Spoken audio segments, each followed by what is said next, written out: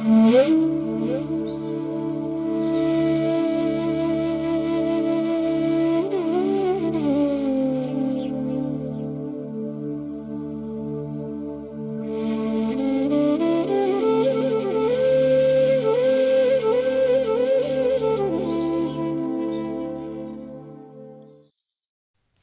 নমঃ শ্রী যতিরাজায় বিবেকানন্দ সুরায় সচ্চিৎ সুখস্বরূপায় স্বামিনে তাপহারিণে। শ্রী শ্রী ঠাকুর, শ্রী শ্রী মা এবং স্বামীজি মহারাজকে ভুলুণ্ঠিত প্রণাম জানাই। আজকে আমরা মানুষ গড়ার শিক্ষা নিয়ে আলোচনা করব। খুব সাম্প্রতিককালে বহু যুব সম্মেলনে যোগদান করার সৌভাগ্য হলো এবং রামকৃষ্ণ মঠ গৌরহাটিতে প্রায় 550-র বেশি 600 জন যুবক যুবতী উপস্থিত ছিল। মঠচণ্ডীপুরে প্রায় 100 জনের কাছাকাছি যুবক যুবতী উপস্থিত ছিলেন। আধুনিক যুগেই যুবক যুবতীদের উন্মাদনা দেখে, কাজকর্মের স্পৃহা দেখে মনে আমরা বল পাই। সব শেষ হয়ে যায়নি। গত 23শে জানুয়ারি নেতাজির জন্মদিনে বিবেকব্রতী সেবা ট্রাস্টের উদ্যোগে গ্রাম থেকে প্রায় 100 ছেলে মেয়েকে দেখলাম, তারুণ্যে ভরা, এবং প্রতিটি ছেলে মেয়ে নিখুঁতভাবে সেই শিবির চলাকালীন মন দিয়ে কথা শুনল, প্রশ্নের উত্তর দিল। এই ধরনের যুব সম্মেলন আমরা আগামী দিনেও করতে চাই, কিন্তু এই যুব সম্মেলন করতে গেলে অর্থ দরকার হয়।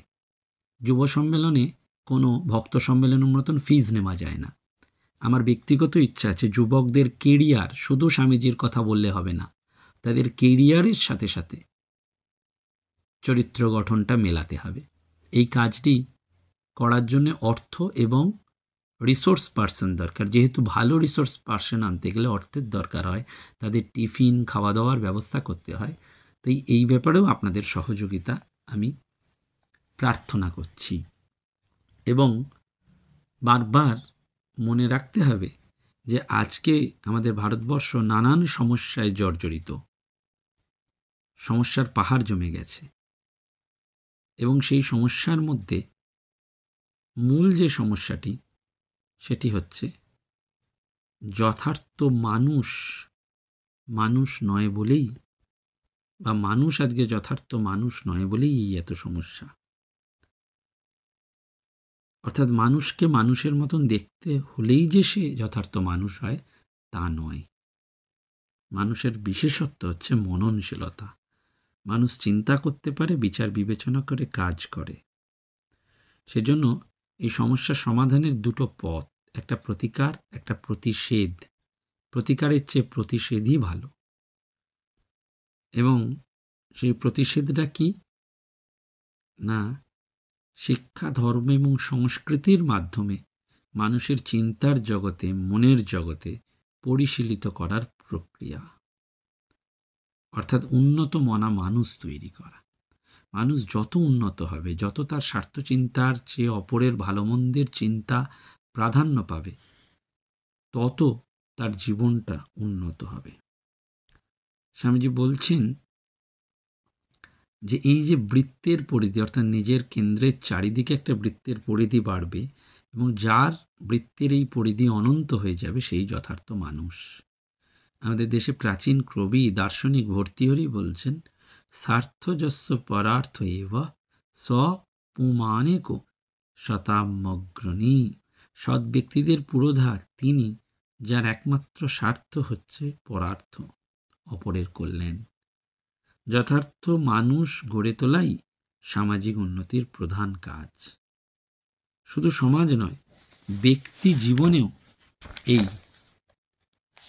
মানুষ তৈরি করার গুরুত্ব অপরিসীম। সেই জন্য স্বামীজি বারবার বলছেন যে জগৎ চায় স্বার্থশূন্য প্রেমদীপ্ত চরিত্র। মানুষের বুদ্ধিবৃত্তি, হৃদয়বত্তা, কর্মদক্ষতা, এই তিনটির সুসমন্বয় বিকাশ ঘটাতে হবে। স্বামীজি পরিষ্কার বলছেন, সেই চরিত্র হবে প্রচণ্ড গতিশীল, তার শক্তিতে বহু জীবন উদ্দীপিত হবে, কল্যাণ কর্মে উদ্বুদ্ধ হবে। চরিত্র মানে একটা শুকনো শব্দ বা ভাব নয়, চরিত্র হচ্ছে একটা সার্থক জীবনের ভিত্তি। স্বামীজি বলছেন, হে মহাপ্রাণ ওঠো জাগো, জগৎ দুঃখে পুড়ে খাঁক হয়ে যাচ্ছে, তোমার কি নিদ্রা সাজে? এবং সেই আহ্বানে সাড়া দেবে তরুণের পরিশীলিত মন। স্বামীজি চেয়েছেন যে যুবকরাই আহ্বানে সাড়া দেবে, ভারতবর্ষ জাগবে, দরিদ্রদের মুখে হাসি ফুটবে। এবং সেই জন্য ধর্ম আসলে গেরুয়া পড়া নয়। ধর্ম মানুষকে নিঃস্বার্থ করে, ধর্ম মানুষকে প্রেমিক করে, পবিত্র করে। এর নামই দেবত্ব। সেই জন্য যথার্থ আধ্যাত্মিকতা বা রিলিজিয়ান সাম্প্রদায়িক সংকীর্ণতা থেকে অনেক দূরে। Religion is an idea that raise the brute unto man and the man unto God. অর্থাৎ যথার্থ ধর্মভাব পশুত্বকে খর্ব করে মনুষ্যত্বকে জাগ্রত করে, তারপর আরও এগিয়ে নিয়ে যায়। অর্থাৎ নিজে মানুষ হওয়া, অপরকে মানুষ করতে সাহায্য করা। এই যুবকরা যদি ধর্ম গ্রহণ করে তাহলে পৃথিবীটা বদলে যাবে, এবং সেই বদলানোটাই কিন্তু বিবেক জীবনের আলোকে গড়ে ওঠা। স্বামীজি বারবার ভগিনী নিবেদিতাকে বলেছেন যে আমার আদর্শকে বস্তুত অতি সংক্ষেপে প্রকাশ করা চলে, আর তা এই মানুষের কাছে তার অন্তর্নিহিত দেবত্বের বাণী প্রচার করতে হবে এবং সর্বকার্যে সেই দেবত্ব বিকাশের পন্থা নির্ধারণ করে দিতে হবে। স্বামীজি বলছেন সকলকে গিয়ে বলো, ওঠো, জাগো, আর ঘুমিও না। শক্তিকে জাগাবার উপায় বলেছেন প্রকৃতির বিরুদ্ধে সংগ্রাম করা। প্রকৃতি মানে অন্তঃপ্রকৃতি আর বহিঃপ্রকৃতি, দুটো প্রকৃতিকেই জয় করতে হবে। আমরা বাইরের প্রকৃতিকে জয় করছি বিজ্ঞান এবং প্রযুক্তিকে কাজে লাগিয়ে, কিন্তু ভেতরের, আমার ভেতরে যে হিংসা, লোভ, দেশ, ঘৃণা, যেটি আমাকে নিম্নগামী করছে, আমার দেবত্বের শক্তিকে জানতে দিচ্ছে না, প্রকাশ করতে দিচ্ছে না, তাকে কিভাবে জয় করব? সেইটি বারবার স্বামীজি বলেছেন, life is the unfoldment and development of a being under circumstances tending to press it down. জীবন হলো প্রকৃতির বিরুদ্ধে সংগ্রাম করে আমাদের ভেতরে সত্তার প্রকাশ এবং বিকাশ। এরই নাম মানুষ হওয়া। এইরকম মানুষ আমাদের হতে হবে। আমাদের শাস্ত্রে 4টি যোগের কথা রয়েছে: কর্মযোগ, ভক্তিযোগ, জ্ঞানযোগ এবং রাজযোগ। এই 4টি পথের যে কোনো একটি, একাধিক বা সবগুলোর সাহায্যে আমাদের ভেতরের প্রকৃতি এবং বহিঃপ্রকৃতিকে আমরা জয় করতে পারি। সেটাই আমাদের সর্বশ্রেষ্ঠ বিকাশ। এই 4টি যোগের যা শ্রেষ্ঠ ভাব পরিপূর্ণভাবে যার মধ্যে বিকাশ লাভ করছে, তিনি আদর্শ মানুষ। স্বামীজি সেই মানুষ চেয়েছিলেন, অর্থাৎ 4টি পথের 4টি যোগের সমন্বিত প্রয়োগ। গোটা ভারতবর্ষ ঘুরে স্বামীজি দেখেছিলেন এবং দেখে বুঝেছিলেন যে দৈনন্দিন জীবনে, সাধারণ মানুষের জীবনে তার প্রয়োগ নেই। সাধারণ মানুষের কাছে দারিদ্র্য, অশিক্ষা, কুসংস্কার, শোষণ, বঞ্চনা এগুলোই নিত্যসঙ্গী রয়েছে। সেই জন্য 1897 সালে ভারতবর্ষে ফিরে স্বামীজি বললেন, মানুষ চাই, মানুষ, আর সব হয়ে যাবে। বীর্যবান, সম্পূর্ণ অকপট, তেজস্বী, বিশ্বাসী যুবক চাই, যাদের হাড় পর্যন্ত নিষ্ঠা দিয়ে তৈরি। স্বামীজির এই আহ্বানে সারা ভারতবর্ষ তখন জেগে উঠেছিল। দলে দলে যুবকেরা এগিয়ে এসে দেশের জন্য আত্মবলিদান করেছিল। কিন্তু স্বাধীন দেশে পরবর্তীকালে অন্য ভাবনা, ক্ষমতার লোভ এলো, সংগ্রাম, ত্যাগ এবং সেবা সরে গেল। সেই জন্যই দেশটার এত গণ্ডগোল হতে শুরু হলো। বিবেকানন্দের মনুষ্যত্ব উন্মেষক জাতি গঠনকারী চিন্তাকেই আমাদের ব্রত করতে হবে। সেই জন্য যুবকদের প্রতি স্বামীজির যে আহ্বান, সেটাকে বারবার আমাদের মনে রাখতে হবে। এইটি আমার দেশ, আমি শুধু এই দেশে বাস করি তাই না, এই দেশের দায়িত্ব আমার। পরম পূজনীয় স্বামী রঙ্গনাথানন্দজি মহারাজ বলতেন, আমরা শুধু যে এই জাতির মধ্যে বাস করি তা নয়, আমরা জাতির অঙ্গ। ইন দ্য নেশন নয়, অফ দ্য নেশন। এই জাতির মানুষ আমরা, এই জাতির সমস্ত দায়িত্ব আমাদের। এই চেতনা আমাদের মধ্যে একেবারে প্রবেশ করলো না। ফলে শিক্ষার আলো যতটুকু পৌঁছলো যাদের মধ্যে, যারা যেতটুকু ওপরে উঠতে পারল, তারা শুধু নিজের সুযোগ সুবিধাটুকু গুছিয়ে নিল, বাকি মানুষদের কথা আর ভাবতেই চাইল না। সেই জন্য স্বামীজি এই দেশের যুবশক্তি, তরুণ শক্তিকে, আধুনিক ভারতবর্ষকে বারবার জাগাতে চেয়েছেন। স্বামীজির জাতীয়তাবাদ আসলে জনসাধারণকে ভালোবাসা, দেশের সংস্কৃতিকে জানা এবং সংস্কৃতির এই গৌরবময় অধ্যায়গুলিকে জেনে বারবার গৌরবান্বিত হয়ে ওঠা। সেজন্য স্বামীজির জীবনটিকে বারবার আমাদের বুঝতে হয়, স্বামীজির ভাবটিকে বারবার আমাদের মনন করতে হয়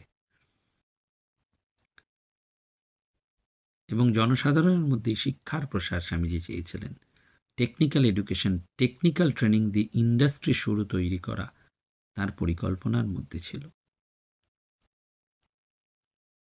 মাদ্রাজের ভিক্টোরিয়া হলে মাই প্ল্যান অফ ক্যাম্পেইন বা আমার সমরনীতি বলে একটি বক্তৃতা দিয়েছিলেন।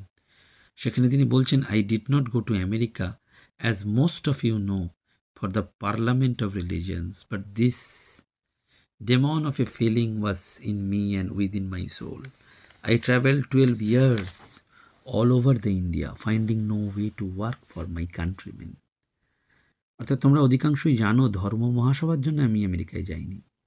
আমার মাথায় তখন একটা ভূত চেপেছিল। মানুষের এই দুঃখ কষ্ট দেখে আমি অস্থির হয়ে পড়েছিলাম। আমি 12 বছর ধরে সমগ্র ভারতবর্ষ ঘুরেছি, কিন্তু আমার স্বদেশবাসীর জন্য কাজ করার কোনো পথ খুঁজে পাইনি। সেই জন্যেই আমি আমেরিকায় গিয়েছিলাম। এবং সেই আমেরিকাতে গিয়েও তিনি ভারতবর্ষের মানুষের কথা ভেবেছেন। অর্থাৎ আমেরিকায় গিয়ে এই ধর্মসভার যে সুযোগ, সেটাকে তিনি কাজে লাগিয়ে ভারতবর্ষের দরিদ্র মানুষের কথা, তাদের উন্নতির কথা তিনি ভাবতে পেরেছিলেন। এবং সেই জন্য স্বামীজি তথাকথিত এই ভারতবর্ষের ধনী গণ্যমান্য মানুষের ওপর অতটা আস্থা করেননি। তারা যতটা জীবিত বলে মনে হচ্ছে, আসলে তারা বেশি মৃত। স্বামীজি বলেছিলেন, ভরসা তোমাদের ওপর, যারা বাইরে থেকে দেখলে সামান্য, যাদের কিছুই নেই, কিন্তু যাদের ভিতর প্রত্যয় আছে, বিশ্বাস আছে। এই যুবকদের তিনি লিখছেন। একের পর এক চিঠিতে তিনি আহ্বান করেছেন, বলেছেন বারবার, বড় বড় কাজ বড় মাপের আত্মত্যাগের মধ্যে দিয়েই হয়। হে আমার বীর মহাপ্রাণ ছেলেরা, তোমরা এই যুগ পরিবর্তন চক্রে কাঁধ লাগাও, কাঁধ লাগাও। জনসাধারণের জন্য তোমাদের জীবনের শক্তি যতটা পারো দাও। স্বামীজি ভারতবর্ষের যুবকদের কাছে এটি ভিক্ষা চেয়েছিলেন। এবং যুবকদের প্রতি স্বামীজির এই যে আহ্বান এবং পথ নির্দেশ, সেখানে তিনি বারবার বলেছিলেন, আগামী 50 বছর তোমাদের গড়ীয়সী মাতৃভূমি ভারতবর্ষই একমাত্র আরাধ্য দেবতা হন। এই বছর আর সব অকেজে দেবতা তোমাদের মন থেকে মুছে যাক। ভারতবর্ষকে তুলতে গেলে প্রথমেই দরকার মানুষ। আমাদের সব থেকে বড় অভাব শক্তির। আমরা ভীষণ দুর্বল হয়ে যাচ্ছি। আমরা অনেক দিন ধরে কেঁদেছি, তাই আর কান্না নয়, নিজের পায়ে দাঁড়াতে হবে এবং মানুষ হতে হবে। মানুষ চাই, মানুষ আর সব হইয়া যাইবে। শক্তিশালী, প্রাণের উচ্ছ্বাসে ভরপুর এরকম মানুষ চেয়েছেন। এবং দ্বিতীয় কাজ হচ্ছে জনসাধারণকে শিক্ষার মাধ্যমে মানুষ করে গড়ে তোলা। নিজেদের সমস্যার সমাধানে সমস্ত শক্তিশালী জনমত তৈরি করতে অনেক সময় লাগে, কিন্তু হাত পা গুটিয়ে বসে থাকা নয়, ওই ঐক্যবদ্ধ হয়ে এগিয়ে যাওয়ার কথা স্বামীজি বলছেন। এবং সমস্ত সমস্যার মূলেই হচ্ছে যথার্থ শিক্ষার অভাব, মানুষের শক্তিকে জাগিয়ে তোলার অভাব। সেই জন্য স্বামীজি বলছেন একেবারে মূলে যেতে হবে, আমূল সংস্কার, মূলে অগ্নি সংযোগ করতে হবে। এবং এই হৃদয়ে উজাড় করা আহ্বান স্বামীজি করেছেন। এবং সুভাষচন্দ্র বসুও বলেছিলেন, I was barely 15 when Vivekananda entered in my life. Vivekananda প্রবেশ করে যাচ্ছেন, এবং বিবেকানন্দ যখন প্রবেশ করছেন তখন সেই মানুষের জীবনটা বদলে যাচ্ছে, তার হৃদয়টা বড় হচ্ছে, তার বিচার শক্তি দিয়ে সে মানুষের দুঃখ কষ্ট অনুভব করে চুপচাপ বসে থাকতে পারছে না, সে এগিয়ে যাচ্ছে। সেই জন্য